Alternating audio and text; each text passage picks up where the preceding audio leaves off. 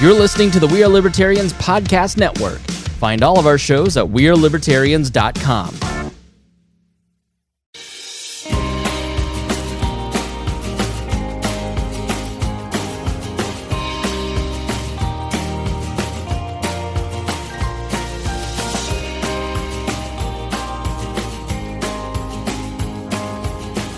Hello, everyone. Welcome back from the holidays and rejoining us on Enemy of My Enemy. I am Hodey Johns. I'm Brian Waldman. I'm Sam Whippler. And we're just so glad to have you back. I appreciate everybody being patient with us. It became very apparent. We tried to schedule a couple episodes, and everybody has conflicting family stuff going on. I didn't plan on the holiday break, but it just became apparent. And some of it was even on my end that I was like, oh, I would have to do it on this date. That we were just like, you know what? With everybody doing stuff, let's just have a clean slate, bid everybody adieu, and start the new year. Today, we are talking about inflation and how exciting. It's going to be great. It sounds boring. But we've rarely dealt with a more relevant topic to so many people. A lot of times when we pick topics, it's like, how many people do you think will care about this? And how many people are actually paying attention to Kenosha? And you know, of course, they're important to research because they affect your philosophy for other things. But with something like this, 77% of Americans actually say that inflation has affected them at least to some degree, and 37% say that it has impacted them a great deal. And that is a quote from the poll taken there this is the Yahoo News / YouGov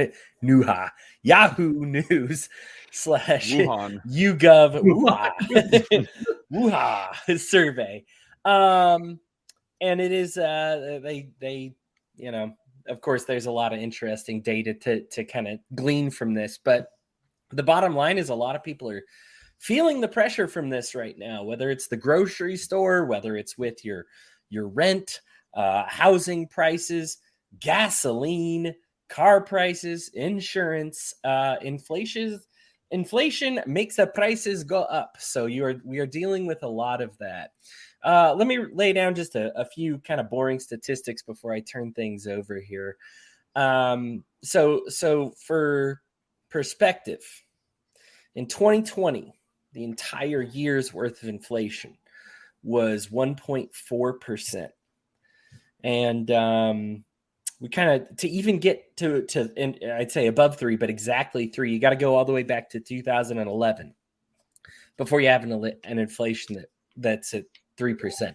Now, libertarians, including myself, we're still upset during these times about inflation because it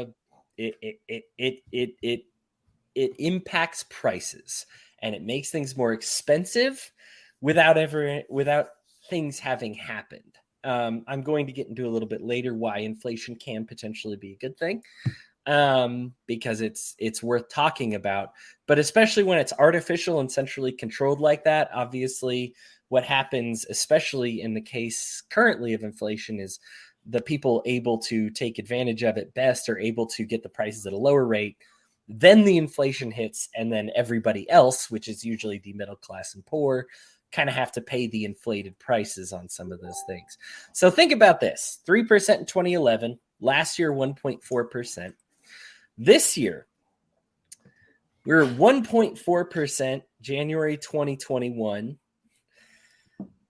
February 1.7%, March 2.6%, April 2021, 4.2%. That number is ballooned all the way up until the latest data I have was 6.8% in November. We are looking at most of us won't have been born the last time I'm looking at this. We have had inflation like this. You're kind of looking at some Carter era statistics for some of these numbers. But yeah, I was there. Yeah, I I'm sorry. I was 8. Well, I remember it. Long time ago. Yeah. Right. Okay. Yeah. So it has history. happened. if you remember the Carter economy, you might not remember it fondly. And this is one of those reasons we won't get into Carter's hilarious corporate tax rate that I love to talk about on this episode. But when you have inflation like this and you're just printing money, this is the effect, and we are seeing a lot of that. This is the biggest, let's see, as far as a single month. Sorry, I had this data all in front of me and I got sidetracked here. But anyway, I'll just go and say it's a lot. And I'm going to let Brian kind of give me some of your thoughts on inflation, if you would. Inflation's great. It can be. Don't get me wrong here. Let me start out with that, and it's going to tick everybody off. If I'm a band and I'm touring, and I go ahead and lease out a 5,000 seat auditorium, and those tickets go for $100 a piece because I'm awesome, and I sell it in 10 seconds, what's going to happen when I sell ticket number 5001? I find one more seat open and open it up for bidding. Having a fixed supply isn't a terrible. It is a terrible thing in a lot of cases. And the same thing is with money. It's supply and demand. That's really what it is. And I know a big thing with libertarians, and I'm going to sound here like full comradeship here. But really, it has to be that there has to be enough demand for the supply. And for 2020, there was a bunch of demand for it. But now the supply is kind of out there. We have a lot of people that aren't working, which is the big problem. Our labor participation rate is not one of the lowest. It's climbing back up, but post-COVID, it's still pretty anemic and nowhere near where it was before the Trump administration came into office. So we have a lot of problems going on with this economy right now. They're naturally solvable.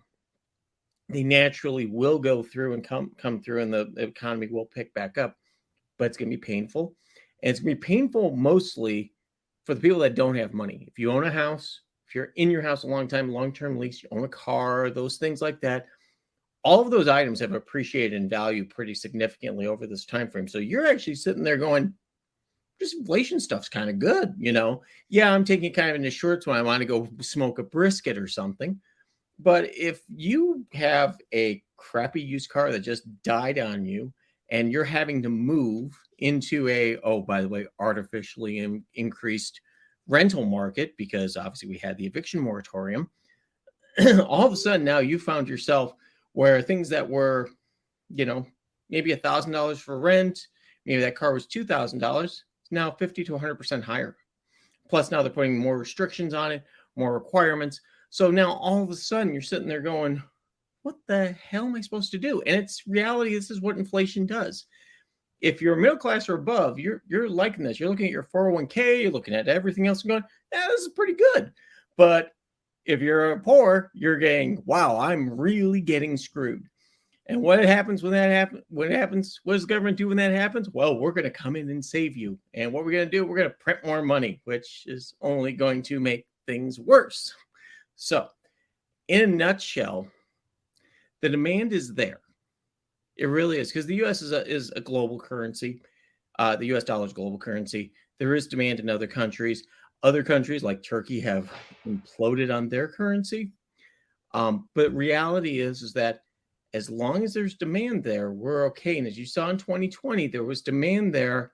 2021, now there's a supply of money that's still out there. But because everything has gone up price-wise, nobody can do it. And we're going to see a big kind of pull back through. So, yes. And yes, Jacob, I am wearing my Bears hoodie today. They won against one of the worst teams in the league, so I can wear that proudly.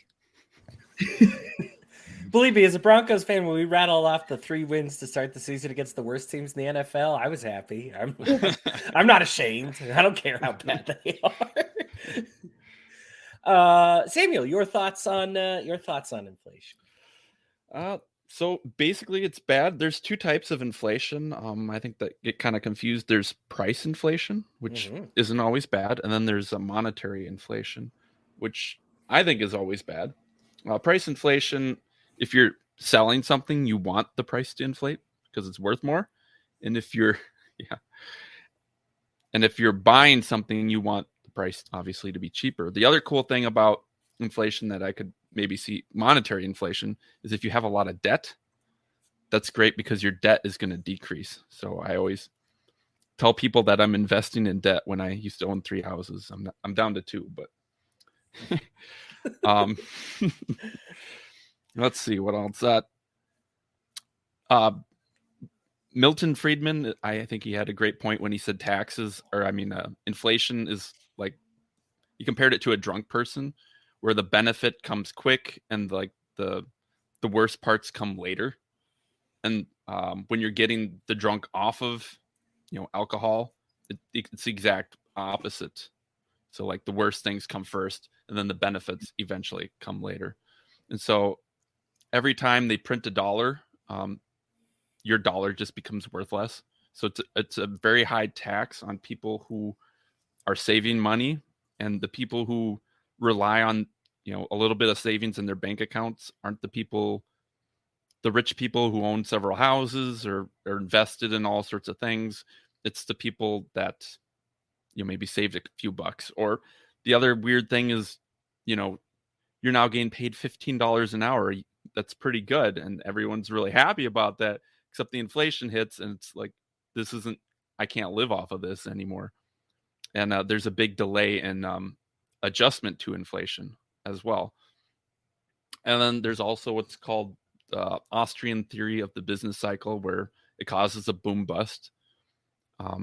So it's like they've used the example of like a bricklayer building houses. He orders enough bricks for 10 houses, and he thinks he has enough bricks for the houses. And so he starts building all these houses, and he finds out he doesn't have enough bricks. So he has to tear down one house and use it on the other houses. And that causes a loss of time and effort. So there's a big adjustment that the entire economy has to make, because prices aren't just how much you have to pay. They're also signals for how much stuff is worth and what you should do with your time. So without prices, I might think I'd be a great musician, or I might be a great comedian, because I have no way of knowing that I'm not. But with prices, tell me, are people willing to pay money for this? Is it worth my living? So prices are very important. And when we mess with prices, we're screwing up the entire economy. Yeah, we're trying to say, please buy this, even though it's not worth it, or don't buy this, even if it is worth it. Anytime you kind of dip into those sorts of things, finances, financial, especially currency, it's a lot more complicated than economics. I was surprised at how easy it was to pick up a book on economics and just be like, I understand this without any previous training. And I remember the first time I picked up The Theory of Money and Credit by Ludwig von Mises, man, I set it down about like a quarter of the way through it and was like, I'm not good enough to understand this yet. Like, I don't have it yet, and it takes a while. And I understand it now to the point that I understand there are intelligent ways in a market-based banking system to inflate or deflate your currency based on customer demands, right? Or I guess not, you don't inflate or deflate currency, but you use the currency to inflate or deflate, the prices of other things. And I could see that. Like, I understand that. The problem is when you put it in the hands of politicians, the incentive is, well, I want to do things and spend, and not, oh, hey, remember that, like all that spending we did a while ago? It's time to retreat a little bit. It's time to kind of withdraw back in. The drawback in period never comes, right? Like, it has not come in so long. The last time, like, it's funny, they measure inflation. Well, ideally, kind of like a healthy stock market, even if it may generally increase over time, there's times for necessary declines so that people can buy, right? So that people can buy into it. And then you get to be part of that sailing up process. If it's only up and up and up, there's no point, right? Because it's just, well, I guess it's a good point and it looks good. But if everybody else is going up at that same price, nobody's actually benefiting, because all the money is going up for everybody. And so then all of a sudden that toaster that you got, that's $50, and then it's $100, and then it's $200. because that's just what your currency is worth. And it's more of a reflection on the currency than the actual product itself. And the product itself is what economics measures. The currency and the money management, that's a whole, that's this whole business here that we're talking about today. And it is complicated. But to make it very simple, and Sam, you touched on this a little bit, the adjustment period that happens is when we print off a bunch of money, well, prices don't reflect immediately. It takes a minute because the money's not all there yet. And so they say, well, this is what we have and this is what it is. And this is money that's owed elsewhere. There's a lot of people that think that the debt doesn't matter or doesn't impact our currency as much as they think. There are some who over-exaggerate debt, and I understand that. But when you have money that is promised to be paid off elsewhere, that is evaluated when people are setting prices, because it adjusts the amount of currency that actually is available to spend versus how much is actually due somewhere else. And so when we rack up these debts and we print off this cash, things get more and more expensive. And unfortunately, it hits the people on the bottom really hard. And right now, it's tough. There were a few months ago when people were still kind of in denial about this. There were several headlines about, inflation is actually going to be really good for the poor. It's going to be a good thing. And inflation is going to be, it's going to be really helpful. This is actually a really smart time to inflate the money. I remember reading something. And again, these people have college degrees. So, if I'm just trusting the news, I don't know, sounds good to me. Sure. Like, I guess this is the way it is. And I'll believe this guy who has a degree, because who am I? I'm just some guy who has a podcasting channel, who writes about video games, and I'm not nearly as qualified as these people. But the thing is I knew it was wrong when I read it. And of course now you're finding that they are heavily redacted. You'll find that some have removed these articles entirely. Others have so far adjusted the articles that it's like not even it's nowhere close to what it says anymore. The title's all different. Thank goodness screenshots are forever, and for social media keeping it around. But they said this is gonna, what's that? In Wayback Machine. Right, in the Wayback Machine. Exactly. That's the big one. It's funny. I do want to just say one thing, Hodey. Yeah. There are worse things than inflation. Oh. There's stagflation, where basically you have inflation along with declining economic growth, which is then worse for a whole bunch of people. And I lived through that in the 70s. I distinctly remember when my parents were various times unemployed. And if there's no economic growth, there's no job. If there's no job, guess what? But then number two, deflation. Deflation is terrible. Inflation is bad. Stagflation is worse. Deflation is, that asset you had, it's not worth that anymore. And with all of us being mortgaged to our eyeballs and credit and things like that, deflation is the worst thing you want to have happen when you pull back on the money supply. Because when that money supply comes back, it doesn't quite make things worth more. If the money's not there, it's buying. Guess what happens? We see 2007, 2008 all over again. When housing prices crashed, when the whole market just basically imploded and they were worried about liquidity issues in the money market funds, which was also a load of shit, but that's a different story. But we don't want either one of those either. So it's a balancing act, and it's a terrible balancing act, and there should be better ways to manage it. But this is unfortunately how economics has been managed since pretty much forever. You manage a certain supply of currency going in, you manage a certain supply of currency going out. And the reality is you want that to keep growing with more users, more people.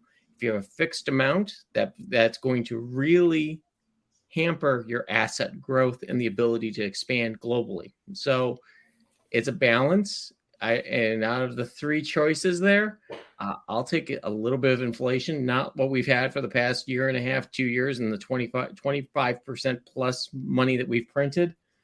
But realistically, it's better than the other two options, which are really terrible and are probably coming, by the way. So just FYI.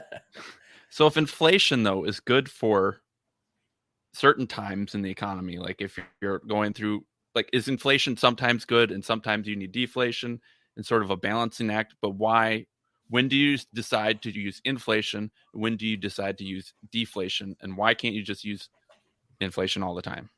Because the reality is that you can get into hyperinflation. If I keep inflating the bubble like what we did, if we decide to print another 20% of money next year, let's say Omicron comes out with the next variant and it causes your arms to fall off and everybody stays home for a year. I could have said something else falling off, but that would probably get us from the podcast. But if it causes your arms to fall off, everybody stays home, you need to do something. So we would have to do that. Jacob, you stole my joke. I was gonna use that joke when he said, when he made the comment about musicians and money. I was like, well, then how's all this money coming into podcasting? There's some terrible podcasts out there. Prices are how we know we are failed podcasters. Yeah, I'm running this gratis, everybody. But getting back to some of the notes I wrote down here. It's the one other thing I wanted to bring up here real quick was that with saving money and things like that, I have a question. Does anyone here really have a official savings account that they're looking at as kind of like a, wow, it's going to save me a lot of money and I'm going to make money with that? My credit union's offering 0.55%, which never beats inflation on any good day. So you better be investing at this point if you have money, unless you're putting it in a mattress. The mattress might be safer than the bank in some cases. Right. Yeah. And the other benefit is everybody wanted remember when the $15 an hour, everybody fight for 15? Congrats, You got it. Oh, by the way, that cheeseburger meal now is $11.95. Right. And this is what a lot of like inflation enables is like this, like, we can increase your wages. Sure. It's just also going to increase prices. Your rent's going to go up. I know I don't think I've told the story on the podcast before, but when I was opening the store in Seattle, the Buffalo Wild Wings, there was we had a bunch of people. And of course, the minimum wage there's through the roof. I don't know if it's changed. I think it was like $13.13 an hour or something like that. And it was also increased for servers as well. And I got to say, each of those people that we applied had to live like 3 or 4 to some of these apartments. Of course, I mean, Seattle and Washington kind of notoriously had some problems with that. It's worse now. It's worse. Yeah. And I mean, could be worse now. I feel for him. I actually opened a Texas Roadhouse in Seattle as well, where they actually turned it into a sizzler. Got rid of the servers. You kind of order from a front thing because they're like, we just can't afford those people. So now not only are those people not getting jobs at all, but the ones that can get jobs got to have like 4 persons to an apartment. I mean, we're talking, it was ridiculous. I felt bad for some of these folks because they're getting rides together and sharing cars. And it was probably the most, I've been to Texas, Colorado, Utah, and Washington as far as like opening stores. And those people had the lowest standard of living of anybody that we'd had. And it's funny because Seattle's actually a very trendy city. Yeah. But the people who are able to enjoy all that trendiness is, they weren't now. White collar, Microsoft / all the Redmond area stuff like that. They are slowly, and that's what these people kind of honestly want. They want that kind of, well, everybody's going to be a millionaire type of thing mindset, and we may, technological progress will probably get us there. Where our kids or our grandkids are probably going to be looking at the way we live now, hopefully, and be like, oh, that's nice. You had the internet. Good for you, type of thing. But in reality, a lot of these decisions are being made on coastal environments where it's just stupidly expensive to live in. Like out here in flyover country, you can still buy a house for $125,000. You can still buy a house for $100,000. And if you want to buy a fixer, you can probably buy a fixer for $75,000. And people freak out about that. But then again, these are the same people that when I'm talking to them, and they pay as much in property taxes per year that I pay on my mortgage and everything else. So kind of a balance here, folks. The COVID's been great for if you're a white collar and want to work from home, move out here to flyover country. We're already seeing people leave New York, California, and going to places like Florida, Texas, and out here in flyover country because the cost of living is just insanely cheaper. Yeah. Same quality of life, if not better. Yeah, and they found out how many meetings could have just been an email. Oh, God.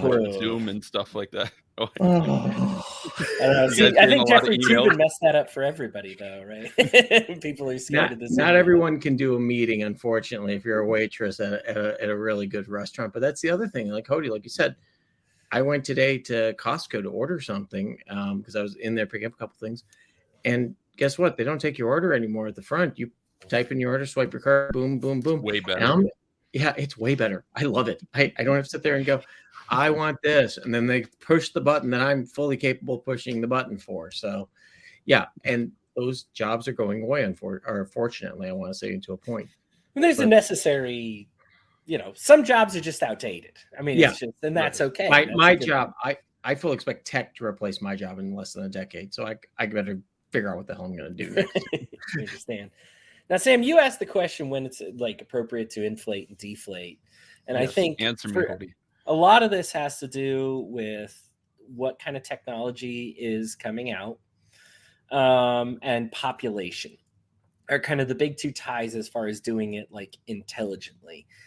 And if your population is growing, then you want more people to have money, and money go around. So if everybody value. Yeah, no, and I know you're kind of because when we talked about this in the chat, you're never going to print your way to replace economics, right? Like this is, and you can't delete your way to economics either. Stuff is stuff. That is not going to change. That a TV's goodness is not going to change what it is to me, no matter what's going on with money right now. Either I enjoy TV or I don't, I will say with the growth of population, there is an extent to where you do need enough money for people to participate in the system. Right. So if I had $1 in the whole system, it'd be kind of hard to work it that way. But as long as there's enough money in the system for everyone to have, at least enough money to, like if everyone had $1, that would pretty much work. You could break it all the way down to cents and all of that. Sure. Go ahead, Brian. But we can't just look at it as a U.S. perspective because the dollar is the world reserve currency. So if there's enough demand globally for it, then there's enough demand to be able to pump it up. We're going to see it here more in the U.S., but our dollars are going out of this country, which most people are terrified by, but it's actually a good thing. Yeah. It means that we can outsource businesses that we don't want to run. There's things that we want to run. There's things we don't want to run. And we can outsource that to other countries. And a lot of it's going to China, but China's going through the same problems, if not worse than what we are, because if they're growing middle class, middle class is putting a lot of pressure on the yuan so that it has to be able to keep up with their demands for liquidity.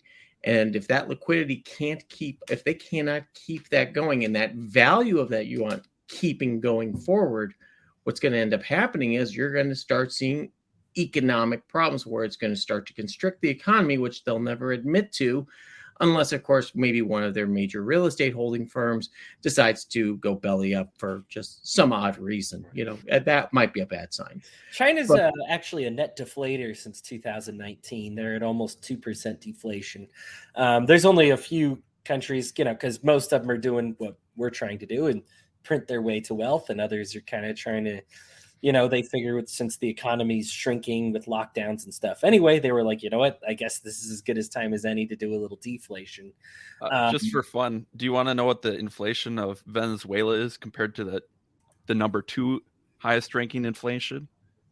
Which year? What are we talking about? It doesn't say which year. I just quick Googled it, but Venezuela's at 200,000 annual inflation. Wait, percent? Yeah.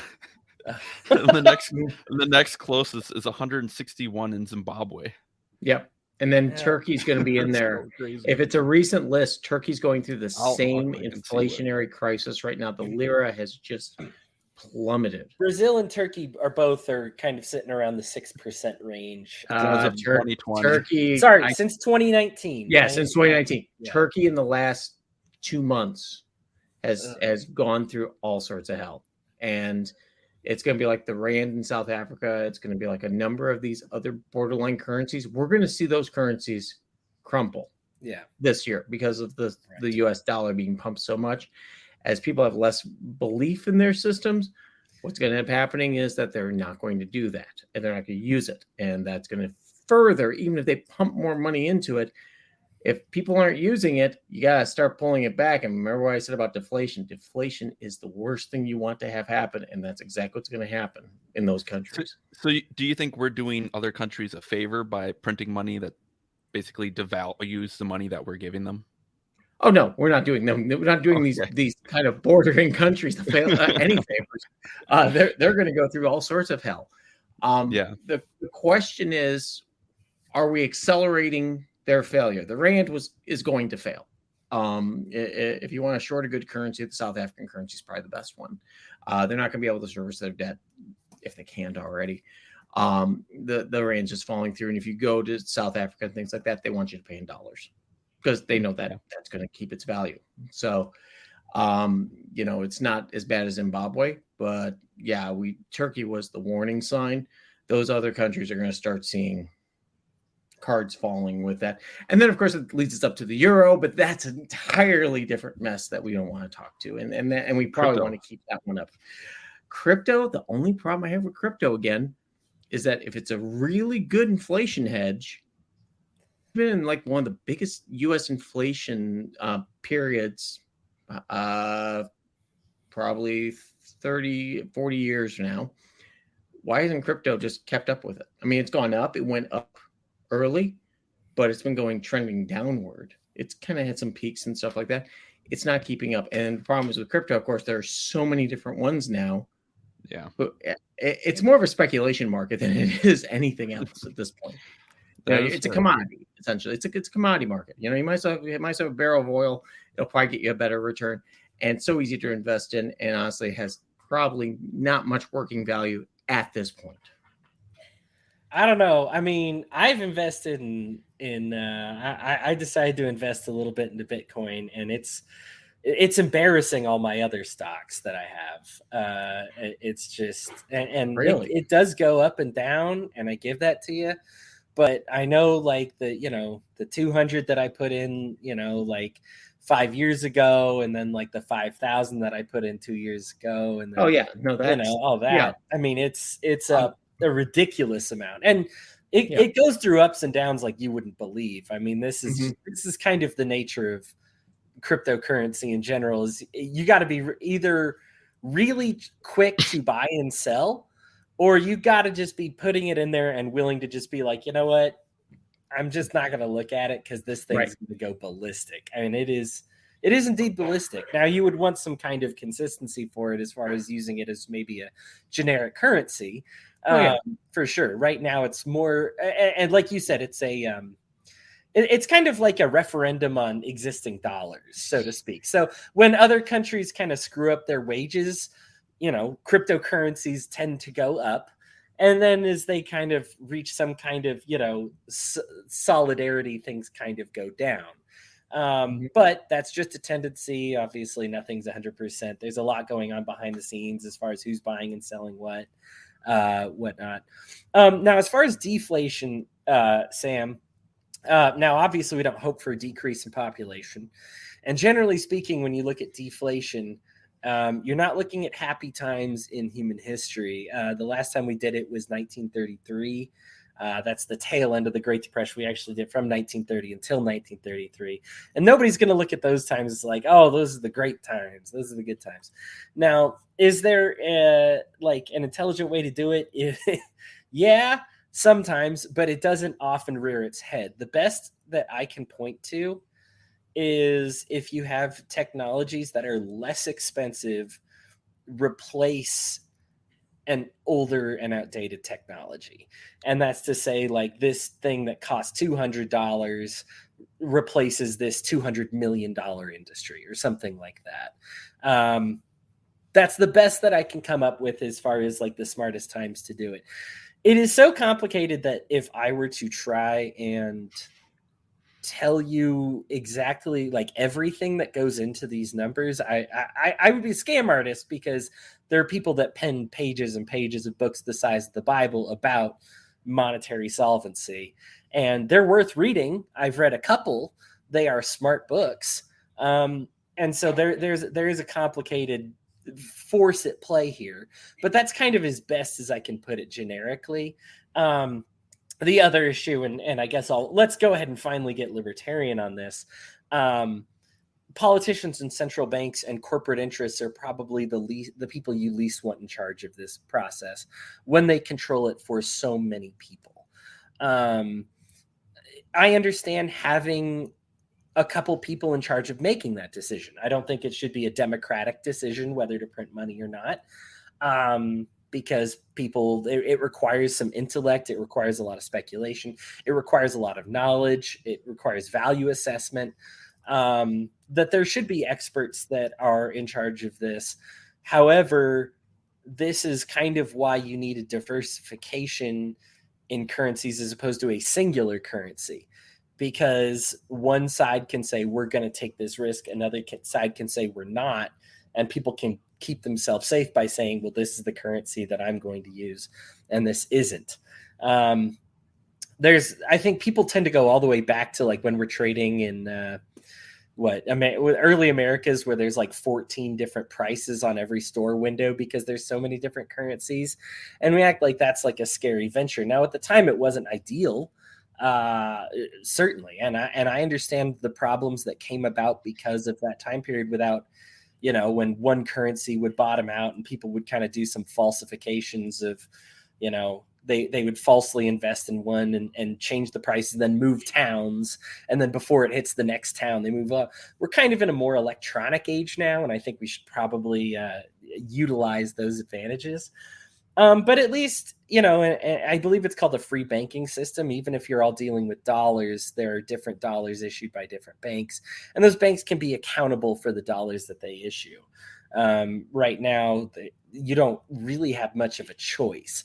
I love cryptocurrency and I hope that it succeeds, but I can't pay my employees it's not legal for me to do so. I have to use an American dollar if I operate here in the United States, and so there are these things that I just say, if this gets decentralized, let the market figure out some solutions.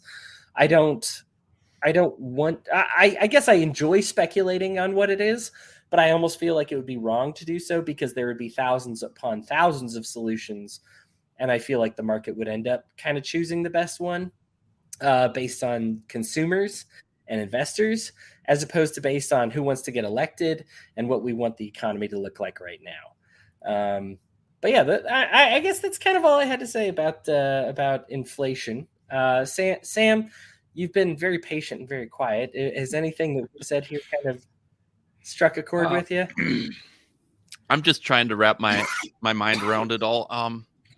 To me, I don't think you should ever have to inflate or deflate a currency without it just naturally happening. Like from a centralized location, even if it's like a free market type. I like your idea of having multiple currencies where you can just invest in one or invest in the other. That makes sense to me. But even then, I don't see why you would ever have to mess with it at all, really. I know I never really understood it, but I was listening to Rothbard talk about, different species back in the beginning. And he said there was a big problem with like these towns and stuff. They would just issue a currency and say, you have to use this currency. And then they would inflate it. And that's always where the problem came. But when they didn't, they would just use whatever money they wanted to. And good money would push out bad money. So to me, that's the way I see it. We should have a really long conversation, or maybe I should read one of those crazy long books. But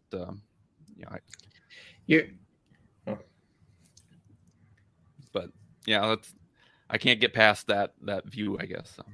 It's the safe way to go. It's not like, and so what you're saying isn't necessarily wrong, Sam. If that's your preferred method, that they print off X amount and maybe they print off more just based on population trends, but that way, prices will still, of course, go up or down rapidly if just because you've got a new thing in the system, and then new things happen in the system all the time. And so when you've got something new, I think the reason that people would want some degree of inflation is because they say, well, I still want this burger to cost this amount, because the person who makes that burger, I still want them making that amount. But I want to also add, like we just discussed, on top of this burger making that exists, and we like this system, we've just added lawn mowing. Well, I don't want lawn mowing to come at the expense of burgers. If I don't have some kind of inflation in place, then that is going to... You're not printing money, though. You're printing money. You're not printing value. So you can't get the burger and the lawnmower. But if you get the burger and the lawnmower, you're later going to discover that you overspent. And that's how you get like these depressions and boom bust cycles. There would be a boom bust cycle, but I think the thing is like what we say is, if I print extra money, then the price system stays the same. The price and wage system stays in place for the burger guy, while also allowing room for the lawnmower guy, as opposed to, here comes the lawnmower guy, sorry, burger guy, you're going to make less and therefore also get paid less. And that's kind of the one. Again, I don't want this to come off at all as a pro hyperinflation episode. This inflation rate that we're at right now is ridiculous, and it is hurting a lot of people. I mean, and when you've got 37% say they've been impacted in a significant way, yeah, that's for some people, it might just be like, oh, I have to buy the cheaper milk now, or I have to, right. And that's still negative. Don't get me wrong. I dislike the trend of saying I have to keep downsizing. It's an appropriate thing for some people to do sometimes, but when it's because somebody else mismanaged money that you didn't have any control over, that's really not cool. So like I don't want people to come away thinking like, oh, like this rapid inflation, this is going to be great for the economy. No, it's terrible. It's terrible. It's good for some people, but not the people that I know, and not the people that I think that most of the people who would listen to this podcast know. But there is an intelligent way to go about it. And I think what Brian has mostly been describing in this episode is some of those ways. Is like, there is a smart way to do it that makes room, that understands that populations grow, that new technologies come along, and we don't want these new technologies to conflict with technologies that I'm not saying the competition, because I do think that, like, hey, who has the best streaming service? Yeah, that should compete. But I don't want the streaming services to take away from the fact that I also like cheeseburgers. You know what I mean? Like, I think that these two need to be the same. And keeping those money levels the same, it requires some really smart stuff. We also should probably talk about how money gets put into the system, because that's the other problem with inflation is we give it to big banks, and those get brought out to a loan that you owe back to the banks, but the bank didn't do anything to produce anything to begin with. Right. That's not fair. And so that is a very unfair way of these dollars to enter the system, as opposed to being given to the people that, if you were to do it any kind of ethically at all, you should give it to everybody, so that way they don't, hey, we're going to print $200 million. Fine. Split that among all Americans, because that's whose prices are going to be affected. Instead, they give it to central banks and yada, yada from there. Now, you can say the central banks have some necessary dealings, and I understand that they do some things that are important to this economy, but I find this economy to be very unethical. Oh, yeah. No, it's going to be it's always going to be unethical, because the banks are looking to maximize profit margin. Now, the one thing I wouldn't want to see happen, if you wanted to nuke the real estate market really quickly, go ahead and jack up interest rates to what they were 30 years ago, where you were paying 6, 7, 8, 10% for a mortgage.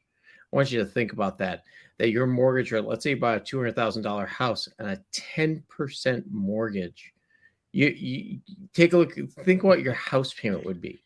And that money would be pure profit going into the banking system, who then would be paying for the feds. And that's why the feds figured out a long time ago that we need to keep the housing market kind of artificially small, very cheap loans. Those banks essentially are getting the money for free from the Fed and then loaning it out at 2% and things like that. They make money on it, but that also stimulates people to, one, buy bigger homes, buy more homes they need, but allows more people to be able to buy homes. They flip that switch, and that would end up nuking the economy completely, even worse than 2008. So, yeah, there's a lot of unethical things going on. Yes, they could have done probably 10 things completely different with COVID, but it didn't happen, unfortunately, because it came along too quick. And the people that were writing those bills, well, they were all in the big banks. They went, how can we make some money off a good crisis? And they figured out how to do it. Yeah, I've kind of already delivered my my final words about this one. Samuel, why don't you go ahead and give us your final thoughts on this subject? I disagree. Well, this might not be final thoughts after all. Yeah, hit us. Yeah, I mean, it's coming back to the same things as I've kind of already said. You know, you're not printing. You're just printing paper. You're not printing value. And so, if you're, I haven't thought through the whole loan system exactly, but you know, the banks, if we're giving them artificially low loans, they're making a whole lot of money. Yeah, I'd have to think that through. I mean, a lot of the banks don't even get loans at all. They just get the money and then they give it out via loans. I mean, and there's all sorts of things that they could have done differently. It's ridiculous. Yeah, I mean, you know, those are my thoughts. Even if we can't change your mind about it, Sam, I think the thing is we probably deserve a system where one guy says, hey, I will never mess with this currency and here it is and enjoy. And another one where somebody says, yeah, I'm going to be all over this currency and try to manage it as best I can. And people should be able to choose which one they'd like to use. Isn't that the kind of thing with Bitcoin too, where it's just the currency, you can't mess with it or anything? Isn't that the attraction for it? I do want to point out. Yeah, I want to point out a little bit of inflation when they mine, but I did want to point out one thing of Bitcoin is that they actively did consider increasing the supply of Bitcoin 2016, I think it was 2017, where they're going to change the bit value that would have essentially doubled the amount of Bitcoins available. They talked about it and they vetoed it. And that's why we saw the sudden spike in prices and stuff like that. So that was a good thing if you were holding on to Bitcoin, but if you were trying to get into it, you missed the boat. Sorry. But that's also then buy Bitcoin. You just can't buy a full Bitcoin. Right, exactly. But that's also what started also the competition towards all the other altcoins, or the pejorative to describe some of those coins, that people are investing in, which has diminished the value of Bitcoin because there's competition. So Bitcoin has to get better at being a real value and a stable value, because like those NFL players who got their contracts paid in Bitcoin, depends on when they got paid on it, because some of them right now probably 20% pay cut, just like the rest of us did with the U.S. economy. So, yeah. Brian, did you have any final thoughts that you wanted to drop on this? No, I've been interrupting everybody, so it's okay. Stuff, so. As long as you feel like you've got it all out of your system. All right. Everybody, thank you so much for tuning in. Keep tuning in. Sorry, I don't want to make this sound like we are done. Hang with us for just a minute here, and we are about to get into a piece of my mind. And thank you so much for hanging with us through the break. Piece of my mind today, I am going to start. My family got hit with the COVID. We did. We strongly suspected that's what it was, in case you're hearing me cough. And if I always hate that it makes it, I always feel like my voice when I am sick sounds like I'm trying to be more masculine than I am. I am the same deep voice, like I am the same high-pitched voice I always am. I am not trying to hit low notes and sound like I'm more of a man. I did not get hit with testosterone over the break. This is just simply what's going on, and I can kind of hear it get worse as I keep yapping, but I can't stop myself. I think that's the libertarian thing to do. I'm going to talk until I dig my own grave on this one. But it did hit me. It did hit our family. Everybody kind of has a different experience with it. We had 2 vaccinated and 2 unvaccinated persons in our house. We all kind of got hit about the same way. Jamie managed to elude it for like the first 2 days when everybody else was kind of sick, and then she ended up getting it. So thankfully we got to take turns taking care of each other. I am at about day 4 or 5 on this one. And at this point, it's not much more than a sore throat when I wake up that a little Mucinex can't handle. It was miserable for a day.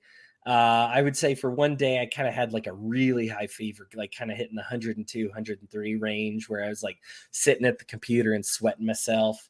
And then I went to sleep and I woke up and my temperature has never come back since, thankfully. When I woke up, I was like, wow, I feel okay. My head's all right. So I kind of overshare that because I find that swapping stories about COVID kind of helps demystify it for some people.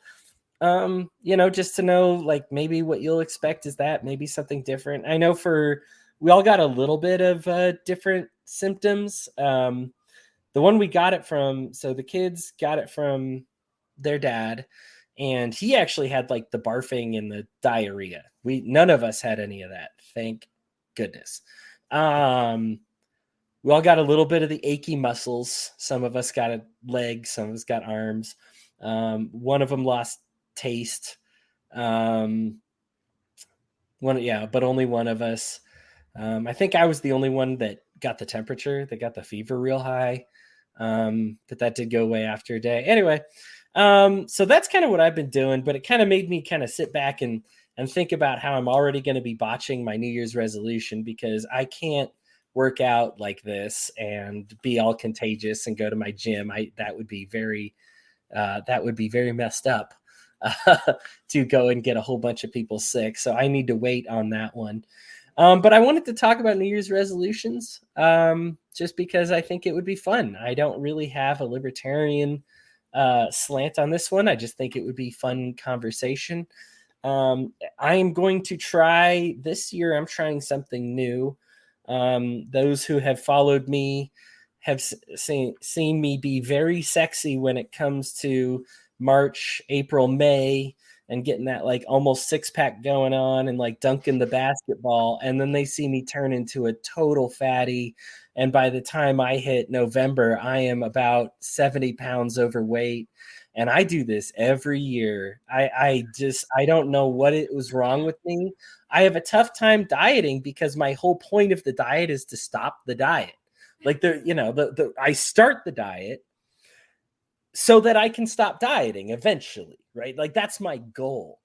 And I'm trying for the first time this year, and I'm actually very scared about it, to just be normal, to just say, I'm going to eat a normal amount and it'll be okay. Because I think for me, the scary part is I know that the crash dieting works. Like I know that I can hold my breath, work out really hard, eat next to nothing. I usually go full keto. And then by the end of February, I am looking really great. And I can drop, 50, 60 pounds in, sometimes it takes me 3 months, let's say. But, just being like no cheat days, working really hard. Pretty impressive, though. Yeah, it is. And it's wild. If you look through my social media, it's very obvious on what you can almost tell what time of the year it is by my chin. Like when I start getting the double going, it's like, oh, Hodes, it must be like it's about December time, isn't it? And then when it's May, I get this very gaunt face, and it's like, wow, he's looking really good. And so I'm trying for the first time to just say, you know what? I'm just going to count some calories and just be normal, and to just see if I can stay normal to avoid going through this process anymore. And I don't know. I'm worried about it. I won't lie. I'm worried about it, but There's not much, I've been told that this is a healthier way to go about life, as opposed to these crashes and peaks and whatever it takes. And if it doesn't work out, I'm going to crash again. I have no problem just being like, if I don't see results in like 2 to 3 months, I'm just going to crash and then forget about it. But I don't know. I probably need some good systems in place, some like groups to join and record my progress and stuff. Because I think what I need to do is I need to be okay with like losing a pound a week, which seems very little. But I also need to be okay with saying like, hey, it's all right to go through a time where you eat half a pizza as opposed to a whole pizza or no pizza. I need to be a guy who is able to eat half a pizza. And I don't know. I'm scared, but that's what I'm doing this year. What are you guys doing this year for your resolutions? Or if you have any, or if you hate resolutions, go ahead and go on that. I'm good with that. I used to hate resolutions till I realized that, it used to be everyone did a resolution, so then I hated them. And now that I realize most people don't do resolutions and hate them, now I'm all for them. Not really that shallow, but yeah, I probably am. But yeah, my birthday is always New Year's Eve, so I've got like a full year for my birth year is the same as the year and everything. But I guess my goal, I was thinking of like switching up like my morning routines or just building like a good routine and like challenging myself once a week to one new routine and keep it for a week and see if I like it. So that's what I was thinking. And then I also tried, I have trouble with like focus and stuff like that. I've always grown up with ADD. So I tried the carnivore diet for a couple months and feel really amazing. And I lost weight, even though I'm not really the type that puts on weight. So that was kind of crazy. I think most of it was just water weight from all those carbs holding water and stuff. But yeah, so if you guys know of any great routines to add in, you can put them in the chat or something. You're looking for workout routines? No, like, drink coffee in the morning or don't drink coffee for a week. Or, okay. When you wake up, journal or, all those little pieces of advice everyone always gives you. I'm just going to try like 52 of them this year. So, okay. I got a good one for you. I know someone that does coffee enemas. Of course, they're batshit crazy, but they do it like every week. So, I mean, if you're looking for a good habit to... yeah, or the people that there's some salt, they just drink, I forget what it's like, pickle juice or it's alkaline water. No, it's cabbage juice, and it's just a ton of salt. So they drink that, and then they just sit on the toilet for a couple hours. It cleans everything out, and they do that. I know she does it like twice a week. Just kind of crazy, but yeah, I'm not doing that one. Yeah, I'll skip that one. I don't. My of course I'm a big fat dude, white dude, so I've done a lot of stuff here and there. My goal has just been find 30 minutes to do something other than sit in front of a computer all day. Get out and work. I've got the bike over there, and I try to go out and walk, but I'm eternally paranoid of falling on ice. Yeah, I've got good boots and stuff like that, but still, I'm also kind of a wuss when it gets down to 20 degrees. So, that's the best thing. Where do you live again? Indiana. Okay. Yeah. So, I mean, yeah, I've grown up in Midwest my entire life, but as I get older, I really start to hate winter with an unbridled passion. So, but if you find a habit that, just do it. The big problem I always have with resolutions is I always break them and I always hate myself for it. So it's kind of things of, I already have enough self-loathing already. It's like, why add that on some more while you're doing it? Just makes you feel better about yourself that you failed yet again. So, yeah, I've got some things I want to do this year, and losing weight's obviously be the big one, but it's tough. And there are some people who I sit there and watch. My son's girlfriend is one of these people who could eat half a cake and not gain an ounce. And of course, I looked at the cake and I go again on the scale later, and I'm 4 pounds heavier. So, you know, it's yeah. That's the one thing I guess that really bothers me also, is that there's only one way to lose weight. There's billions of ways. Find the one that works for you. Yes, that is so. The best diet is the one that works for you, is a tip that I got. And I think that that's a really smart one. You know, there's some diets out there that I just, even looking at them, I'm just like, there's no chance. Like, keto will only ever be a crash diet for me. Yeah. And I think it's a great diet. My body looks amazing when I'm on keto. Like, Sam, you talked about the carnivore diet. Like, when you're just eating meat and get your high fats and proteins or whatever. Oh my goodness. Like, I want to model myself in a calendar. I look so good, and I know I look good and I feel good, but then I'm just like, dude, it's only a matter of time till I eat pasta. Like, this is not a life change. I'm going to eat pasta again. I know this when I start it. I know when I start the diet, I'm going to end up eating like a cheese stuffed crust pizza at some point, and that's going to be the end of this diet. Or your sourdough bread. Oh, yeah. Sourdough that I make. Oh, yeah. I do love some sourdough. Yeah, I'll have to, the gym's the other half of this equation, to do that in moderation, because that's the other part of this, is not only do I half starve myself, but I do 2-hour workouts at the gym. And now I got to get used to saying, you know what? No, I'll go 3 times a week as opposed to 5. And I'll go 30 minutes a day instead of 2 hours. And that's I need new routines. Is your wife chuckling in the background? Yeah, Jamie's laughing. Jamie's incredible. I'll go ahead and share this whether she wants it or not.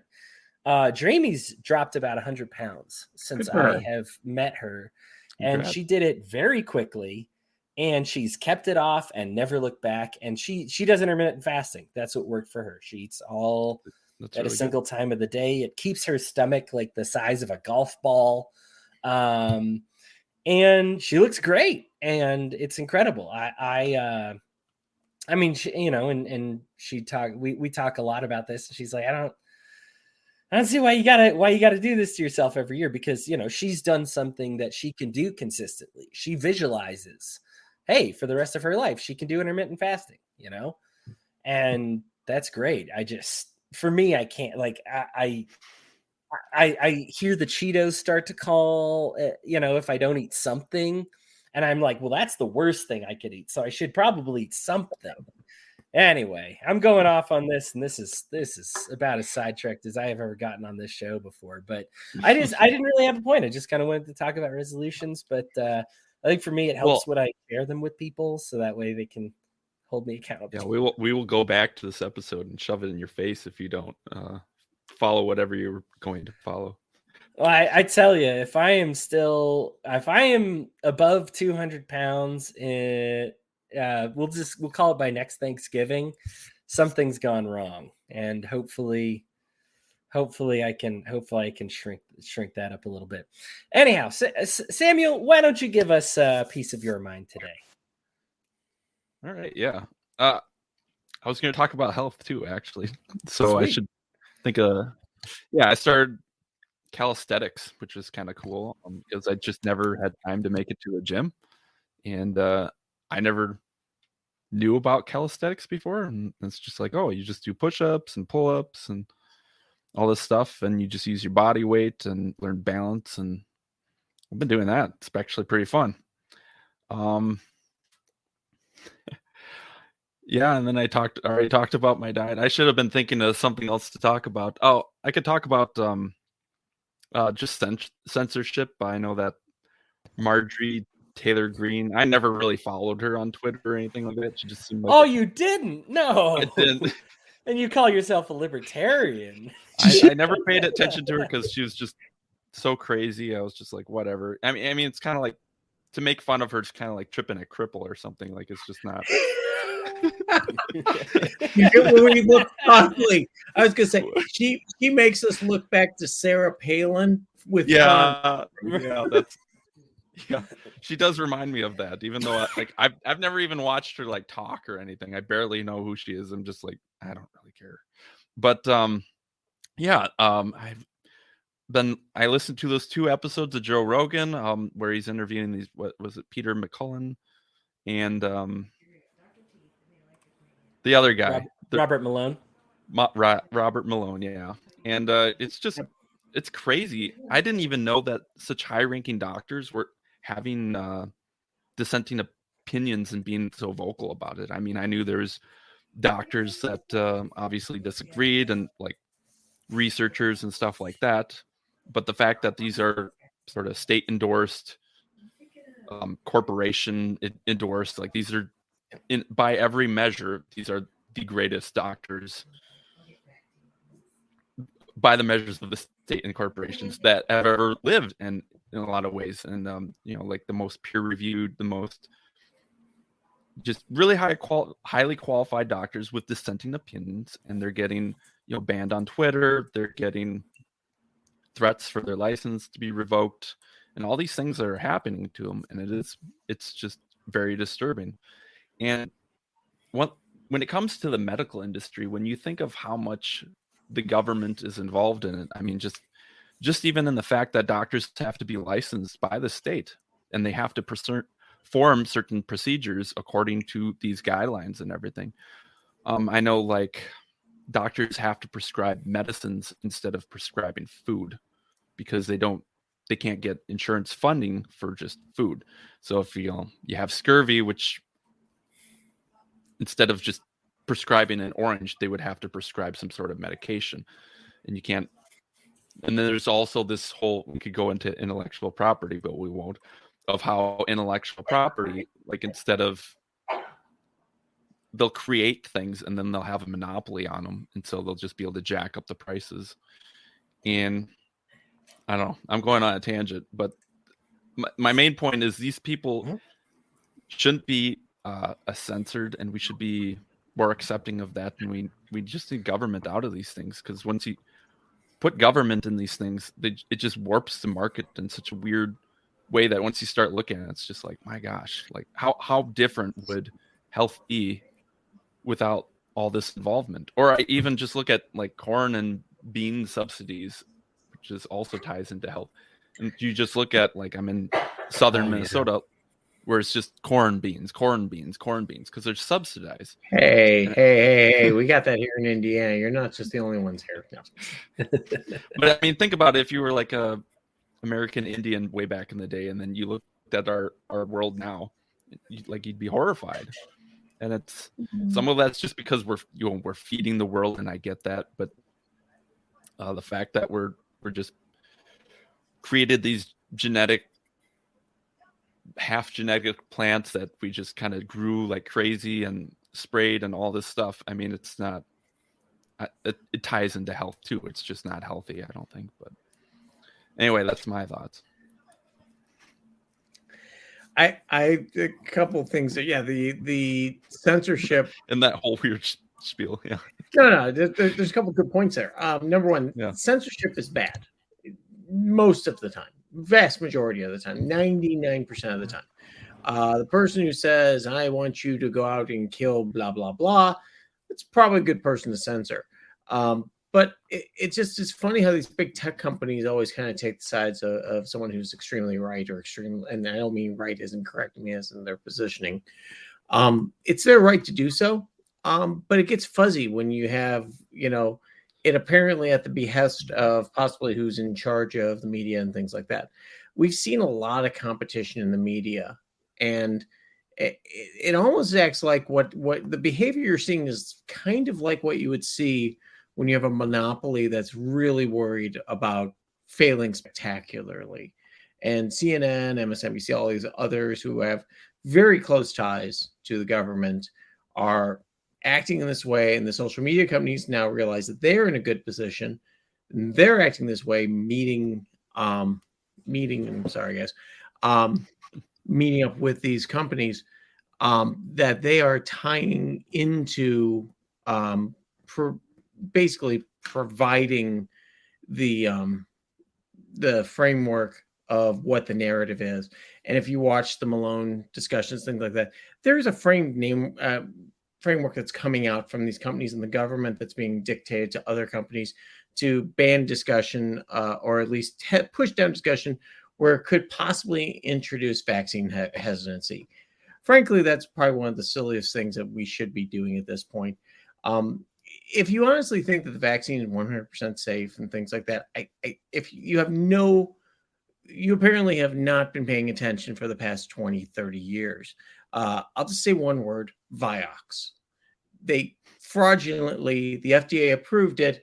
They fraudulently knew that it caused cardiovascular problems and strokes in people, paid out billions in fines for doing that. And it was only marginally better than taking a Tylenol. So this is the thing that just amazes us. It amazes me is that people that buy into that there's never a narrative push and things like that. I know I kind of want to put on my Alex Jones hat here. It sounds crazy, but I work in a company that's a lot of government contracts, and there's a lot of worry about pissing them off. So you don't want to do that.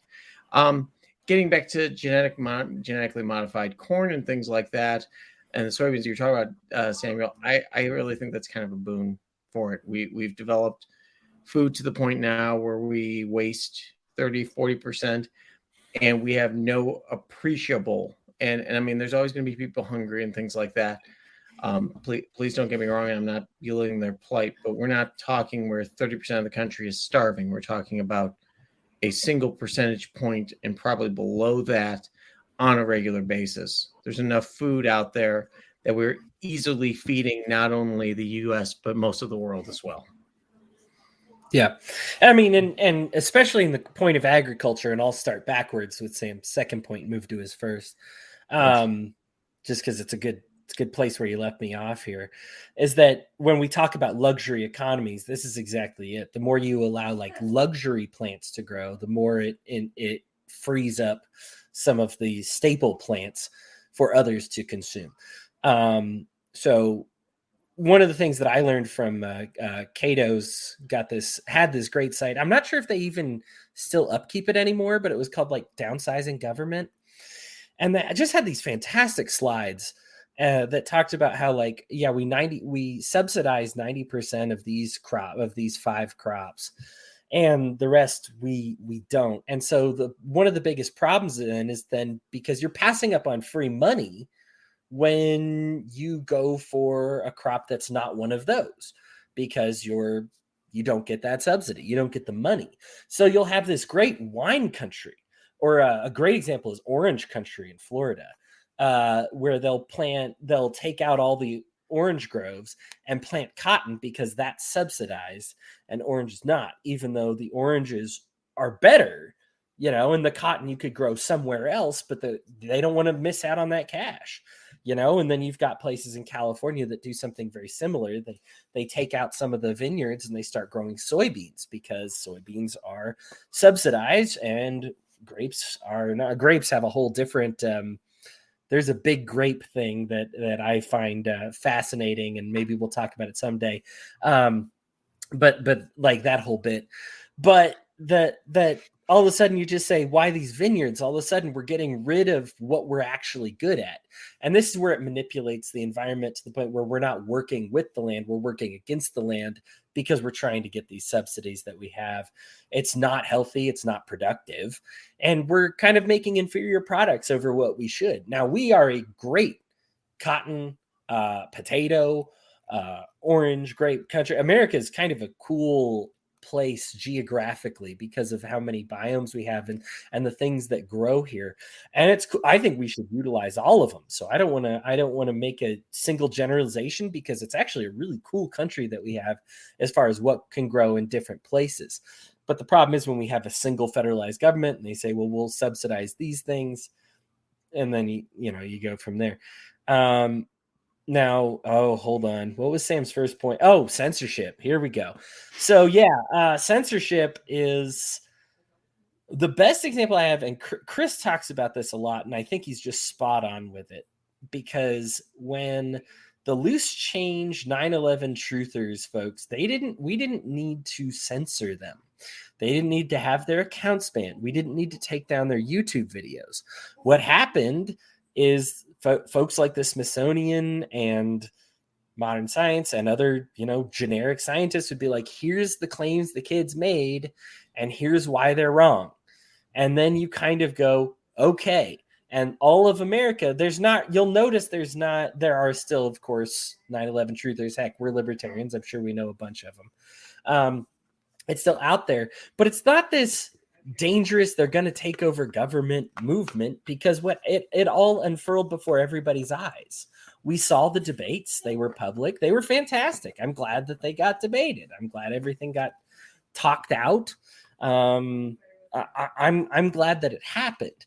The thing is, the 9/11 truthers, people probably will scarcely even remember the words loose change anymore, because people don't remember those content creators, because they weren't empowered. Now, if the government immediately, or social media immediately, went about censoring all of these people, it empowers them. And people say, what is it that they are covering up? Because this is exactly what they warned us about, that they were going to try to cover us up. It's not that our information's bad, it's that we're covering stuff up. And this is the problem. We look at two very prominent examples.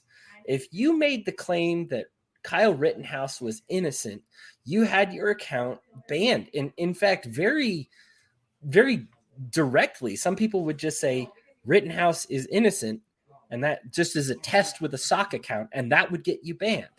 And then you look at those folks who say hey, it's worth looking at, maybe the coronavirus came from the Wuhan. Now that that's kind of publicly acceptable, but what was the initial response? You got banned. Right. And so what happens is this empowers you. Now, it's not just that these people are right or wrong, because believe me, there's a lot of people with a lot of bad information on there that don't get banned.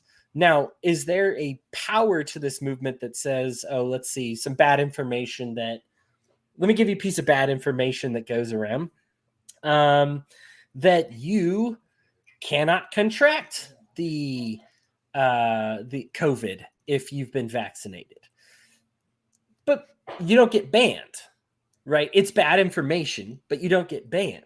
Now, what's been the result of that? Basically, if you say it, people call you a dumbass, and they correct you, and that's it, right? That's the end of the conversation. You said your stupid thing, people countered with their thing, and then it moved on. Because all of these other things that we've been censoring and banning people for, there's an empowerment there. Unfortunately, Marjorie Taylor Greene is going to wear this like a badge of honor. My guess is it's what she was going for, with a lot of what she was saying. Yeah, you're spouting a lot of COVID nonsense. There's very few people that have, she's kind of been very Trumpian as far as maybe 20% of what I say is factually accurate kind of thing. She's out there, right? But the thing is, that's she was being generous, but go ahead. Right, yeah. But she was out there being dumb, and people were out there exposing how dumb she was, saying she was dumb, and then that's it. Now that she's been banned, people say, well, she knew something they don't want you to know. What is it MJT knew? What was it that got her banned? Oh, it was that she, that this treatment actually is more functional than, and now we're going to have this whole undercurrent and this power. Like I mentioned, the loose change guys, people barely know him. Alex Jones, strong following. Who else has been banned from platforms? Joe Rogan, strong following. Robert Malone, medical doctor, very strong following. Did getting him kicked off of LinkedIn and Twitter help? No, of course not. And it's only empowering what these people say. Now, there's some points to be made, having listened to the episode, whether how much of what he says is accurate or not. But the thing is, we're no longer having that debate. Now the debate is, what don't they want you to know? And so it's really, and I would be remiss to say this, because I do think if you can, and as a libertarian, this is where we've stood forever. If you are allowed to refuse to serve a homosexual, then of course you are allowed to refuse to serve Marjorie Taylor Greene. Right? Mm-hmm.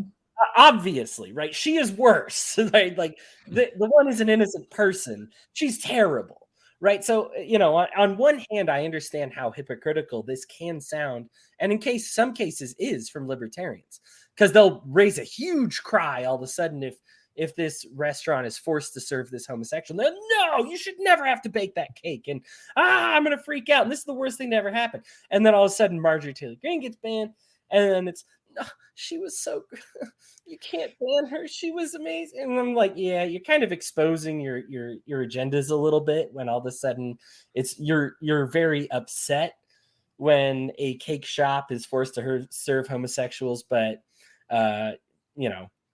Marjorie Taylor Greene Taylor Greene gets banned, and all of a sudden you can't even think straight, okay, look, it's so deep breath here. I am not suggesting that Twitter should be forced to serve her. That is absolutely not the case. What I am saying, though, is you need to think about the effects of your actions when you do this.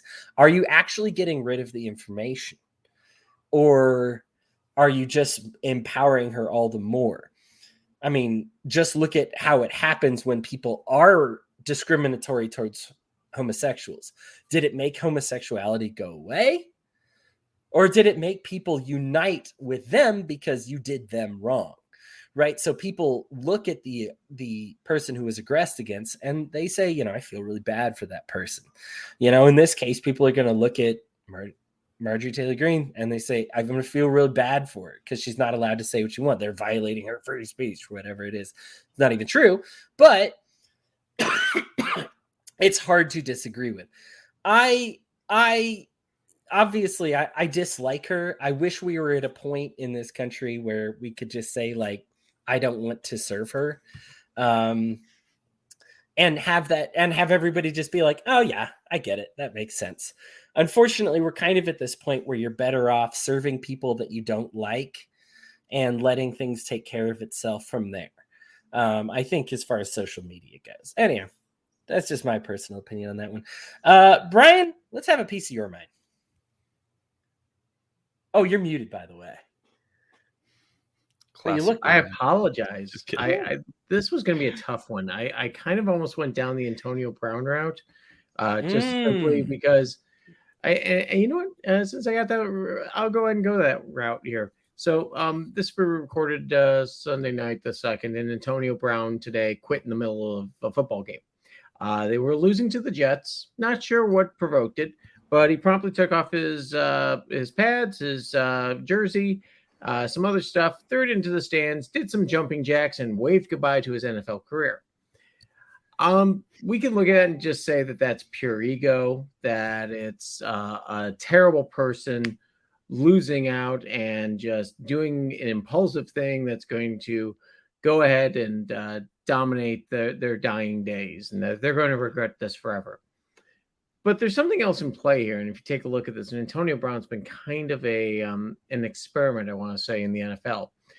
A lot of Antonio Brown's behaviors come from one specific day, and actually started after one specific event, and that was the illegal hit by Vontaze Buffett, I believe it is, on the Bengals back in, I believe, 2017. Antonio Brown was coming across the middle, missed on a pass from Roethlisberger. Yes, Roethlisberger threw it a little high. That's just how life is. And he got walloped by Vontaze Buffett, and I'm pronouncing his name wrong, so I apologize. Perfect. Yeah. Like perfect with a B. Yeah. So anyhow, when he got walloped, he was out. Antonio Brown's had a history of concussions before then. And if you take a look at his behavior after that time frame, you'll see that things have changed. His pronunciation changed.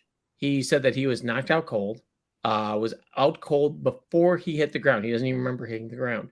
And when you see the hit on him, you go, that was pretty significant. I think that we're going to find out here in the next 5 to 10 years that Antonio Brown's been suffering from CTE, pretty extensive CTE. Now, unfortunately, at this point, we can't diagnose it until he's no longer with us. But this should be a warning call to the NFL and all the people who are calling him a quitter and things like that. Yes, probably some of it's justified. But if you look at the behavioral changes, what Antonio Brown's done post the hit that he took, it's a pretty clear line that hit may have set off the effects that caused this.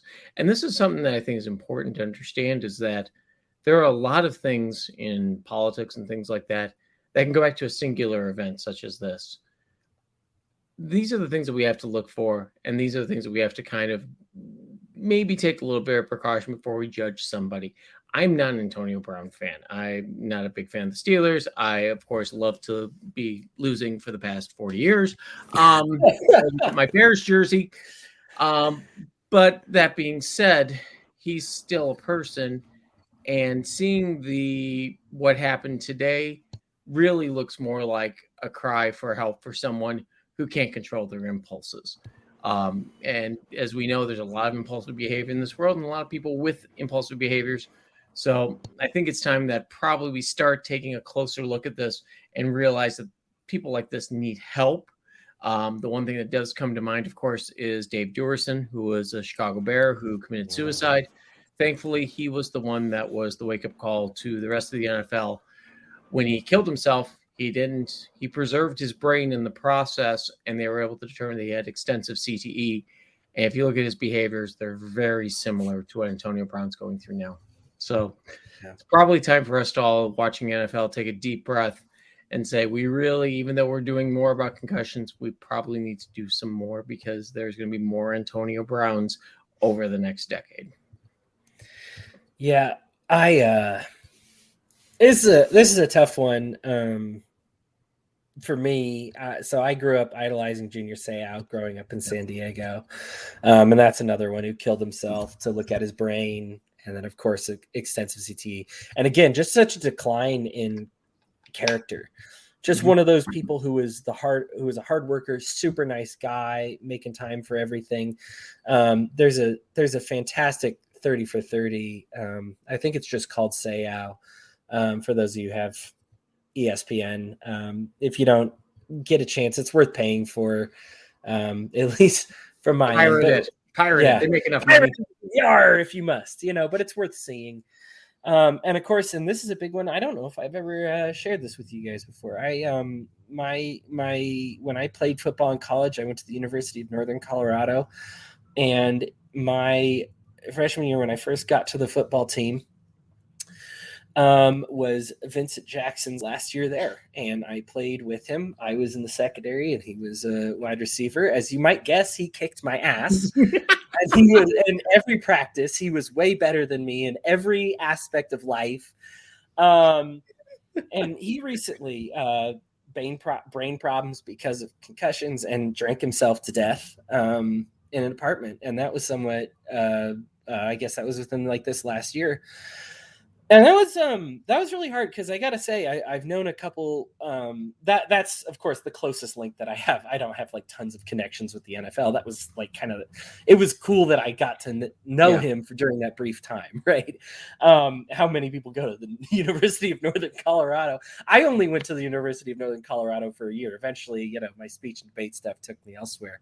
But I played against him, and I remember in practice, and I would have a good play or like good rounds, and he was just so encouraging, and it was so everybody knew the eyes were on him.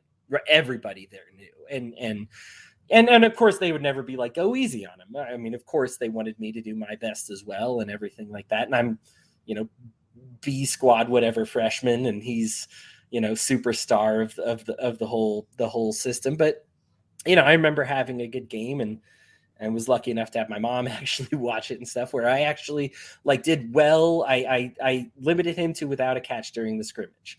And it's not like a full representation of a game or something, but it's a proud moment for me. And I remember afterwards, instead of, because a lot of other players that were a lot worse than Vincent Jackson would get up in your face and be like, who the F do you think you are? And, act like all this. And he was such a happy, nice, shining person. And really just a almost supernatural kind of way, when everybody knew the scouts were looking at him, and he kept the smile up on his face. And so when that happened, when he ended up alone, it was just, I could just tell he was the last person it would happen to. as far as drinking himself to death alone in a hotel room and not answering calls from anybody until he died. It just wasn't him. It's just not. They change their personas when these kinds of things happen. And there's ways around it. There's another great 30 for 30 about the 85 Bears that Jim McMahon, his career unfortunately cut short because of the cheapest hit in NFL history. Way after everything. And his brain was filled with this muck, and he had to get these procedures in order to drain it, and he still goes through them, and he still has permanent brain damage because of it.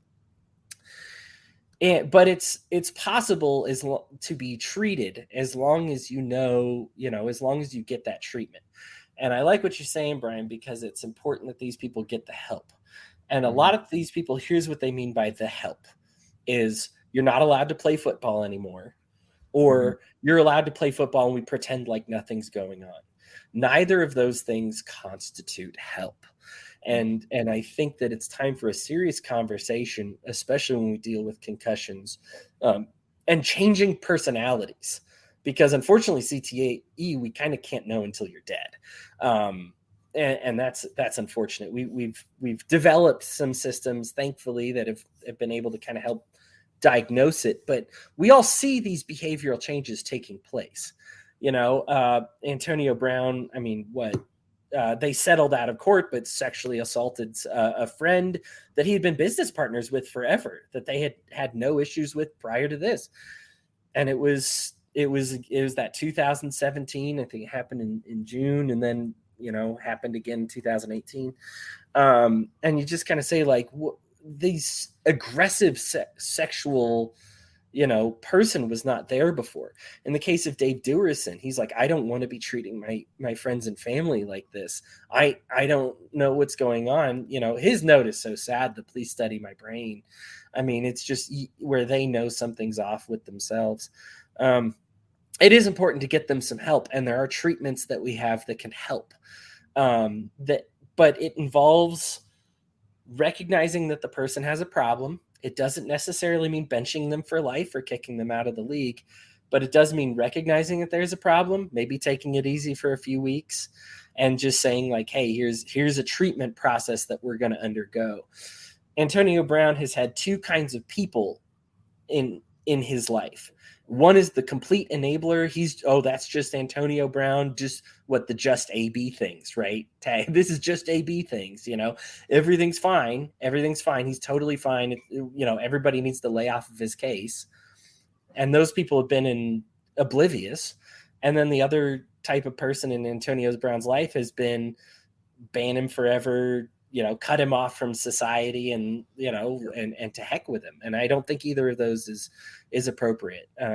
I do hope that we develop better, at least in recognizing when somebody's changing and getting them some help. I think the easiest way to do that, though, obviously, Hodey, is that if someone has to retire due to possible CTE, and I think some of these players are getting smart enough, like the Andrew Luck thing. Andrew Luck knew that he had a family coming and things like that, and he retired. And I think if you would have done that 5 years earlier, there would have been such an outcry and calling him a pariah for how dare he. Now, the way there was an outcry already. There was an outcry. I was at the game when it happened. I was at the game. You showed me those pictures. That was unreal. Yeah, it's like, where there's Andrew, there's this crowd of reporters screaming at him. But the thing is this, he's not looked at anymore as a pariah. He's looked at as, wow, yeah, he knew it was time to go, and it's time to go. I think what the NFL can do very simply is just go ahead when these people are going through these problems, know that it's CT, you have a history on this, start doing some real research here, tell them that the NFL will guarantee their contract. Trust me, the NFL is making plenty of money. Guarantee their contract, the rest of their contract. That should give them enough and get them the help they need, and don't put them back on the playing field. And it sucks, and we're going to see a lot of people leave the league early, but I'm okay with that. I'm okay with that. And if the product goes down a little bit, I'm okay with that too. So, yeah. So, like, an interesting person to look into is Dr. Amen. He does if you've heard of him. He does that Yeah. SPECT brain imaging and all that. It's pretty neat. So like he'll talk about, they'll do like CAT scans or whatever and look at how the brain looks. And he says, but that doesn't tell you how it operates. So like if you drop a laptop, is it still operating correctly? And so what this does is they basically inject something into your blood, and then they measure blood flow in your brain. So it's really cool. It's a definite rabbit hole to go down. But in their clinic, they train all their physicians to ask people at least 10 times if they've ever had a brain injury.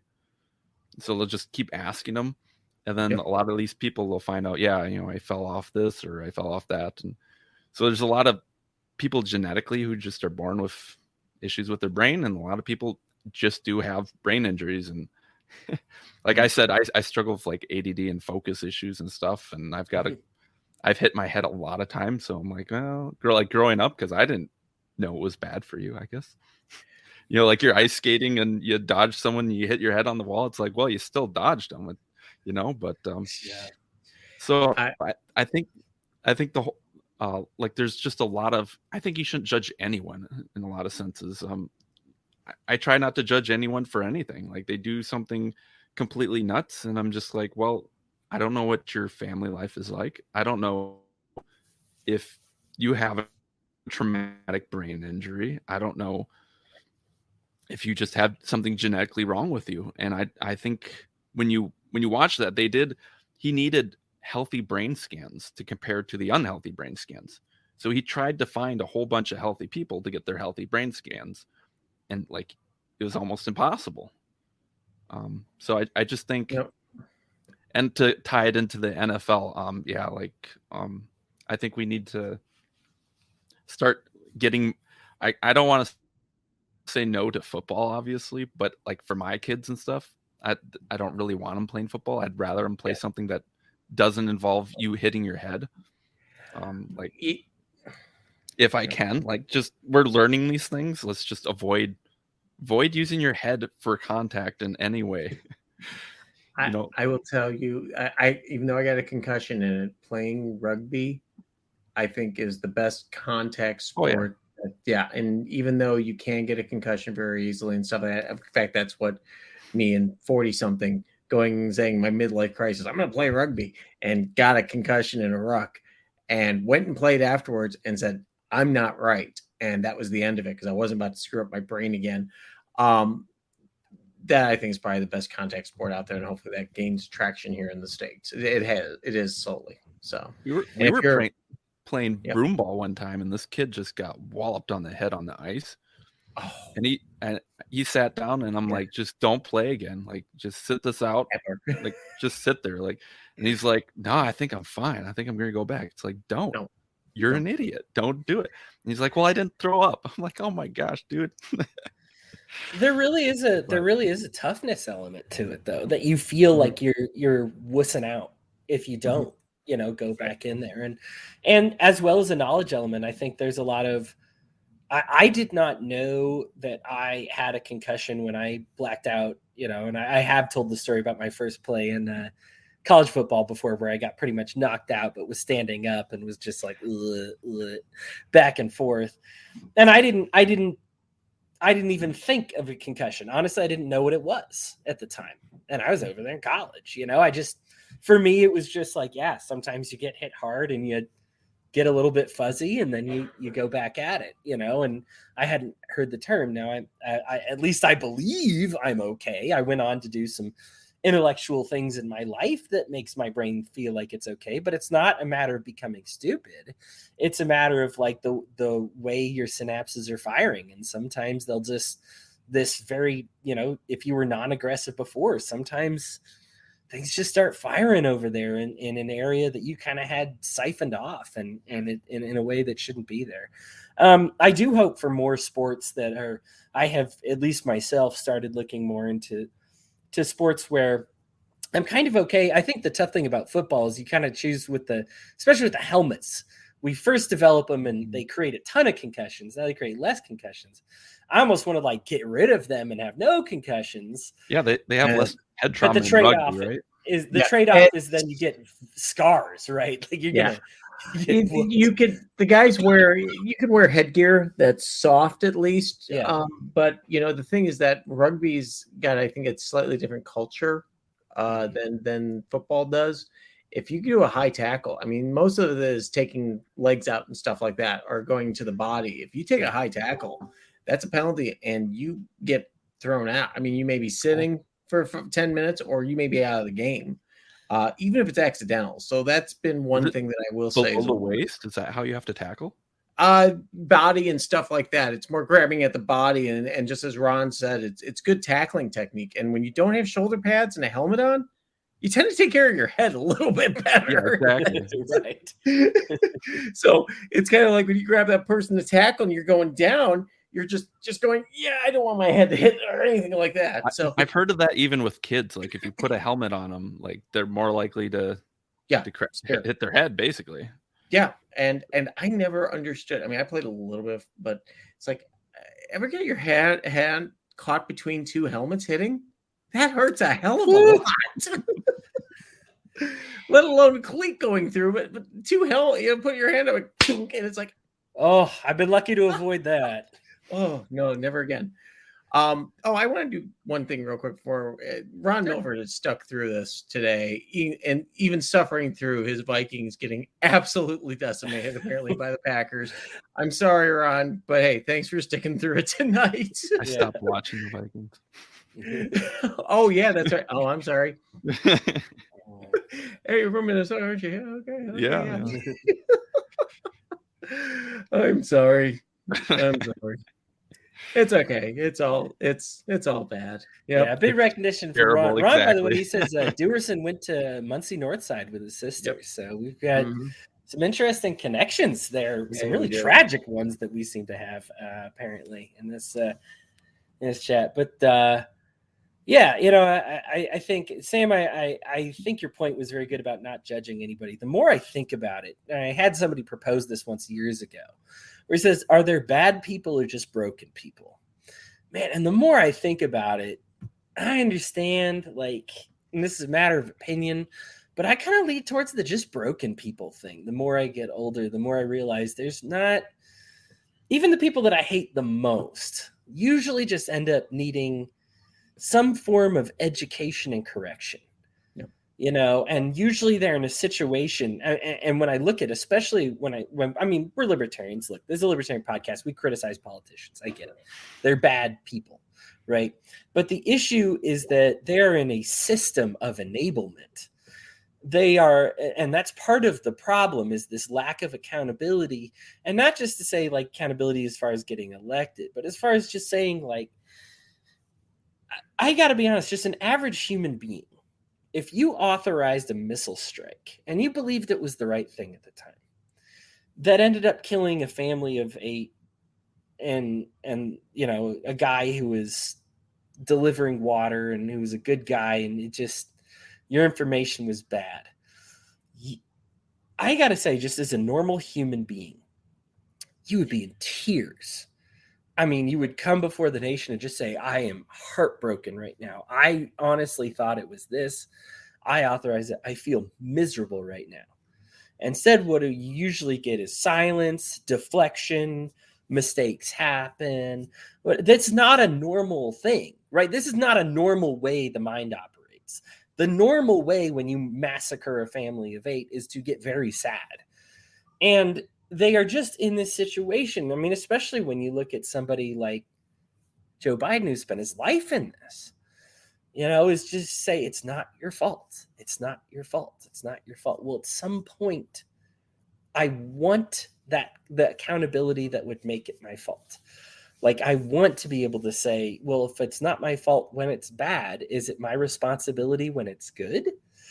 And I think that, a lot of our politicians and the people who seek political power, they are broken people. You got elevated suicide rates. They're usually cheating on each other. You got embezzlement left and right. Their social lives are a mess, and naturally, as are their professional lives. And nobody's impressed with the job any politicians are doing right now. I don't care who's answering yes, they think America's politicians are doing good on those polls. If you're one of like the 5% of people, I'd love to come talk with you on the show. I need to pick your brain a little bit about how you think they're doing a good job. I say we nominate him for CTE scans. Okay, first, that's the first thing. Right. But I think a lot of it is a matter of like what we're talking about with this Antonio Brown. You got a lot of people that are saying, "F you, you are my mortal enemy, no matter what," and then you've got the other half of people being like, "No, you've never done anything wrong. You're doing everything perfectly," and everybody's witnessing people that are just kind of fundamentally out of whack. And I got to say, having worked on several campaigns, I never wanted to campaign myself because I saw that they had to go through, and it's not something a normal person would want to put themselves through. Like I mean, when I say dealing with like talking and trying to get donations, I'm talking 16 hours of your waking day, trying to hook up donations and endorsements and stuff. And you are lucky if you get a 2-hour charity dinner where you're not allowed to look at your phone or whatever, because hey, that's like the one break that you get. It's miserable. And so the fact that anybody would sign up for the job and then keep signing up for the job to keep doing it indicates to me that something is going on with them. Now, obviously, we still got to call them out when they're wrong. But I think the converse idea, and probably where I differ from some libertarians, is that I don't believe the solution is crucifying them all. I'm not sure that the solution is even imprisoning them all. But I do think that we need to have a moment where they just say, you realize that what you did is you blew up a family of 8. How does that make you feel? Tell me about it. And then have like a psychologist, like kind of guide them through it and be like, okay, now I understand that I'm not special. I'm just a person. And I think that would help them. I think these superstar athletes get it. Sometimes pig-headed lawyers or doctors get it. And I think politicians get it too. That either everybody's already denounced them as evil, or everybody says, oh, no, everything you do is perfect. And it prevents them from getting the help that they need. Yeah, I guess that's probably the last time you'll hear me preach compassion towards politicians on the show. But I do think there is some point where we need to. Unfortunately, they're so inaccessible, and this is the problem that we have is I don't have a means of reaching out to Joe Biden and just being like, man, you must feel miserable right now. No, I don't have it. Like, well, it's not there. I think that they give themselves enough, quote, plausible deniability. Oh, well, we based it off the best intelligence we had at the time, and darn it, that's just how it is. The best way to fix all that, of course, is to term limit the shit out of all of them. Yeah. Well, and the other thing is the government's so diversified that, everyone's just pointing fingers at everyone else. Oh, yeah. And it doesn't matter that the mission is, so scattered and things like that, and that there's groups that have their own little fiefdoms and no, I don't want to share information with that person because that person said something naughty about me at a party, blah, blah, blah, blah, blah. It's all these little fiefdoms of power that are all just yeah. And yeah, none of them want to play nicely with each other, except they want to play nice with their tax dollars with each other. So there's that. Yeah, it's an ecosystem of illness. Well, everybody, welcome to the new year. Thank you all so much for joining us today. Samuel, thank you for subbing in for Lou last minute. I really appreciate it, and I love talking to you. Brian, as always, hey, congrats to your Bears today. And thanks for I think you're the only happy one of all of us here, because Christy, that's Detroit. Ron and Sammy got the Vikings. I'm the Broncos. Yeah, I think you're the only happy dude in the party right now here. The funny thing is this. I have a bad feeling it's going to keep Nagy for another year. I just have a bad feeling that they're going to keep it for another year. But yeah, the guy I would love him to hire is Leslie Frazier, who was on the 85 Bears. He's a hell of a defensive coordinator. So he's doing really well with Buffalo. Let's see if he can do a better job this time around as opposed to when he was with Minnesota, which just seemed terrible.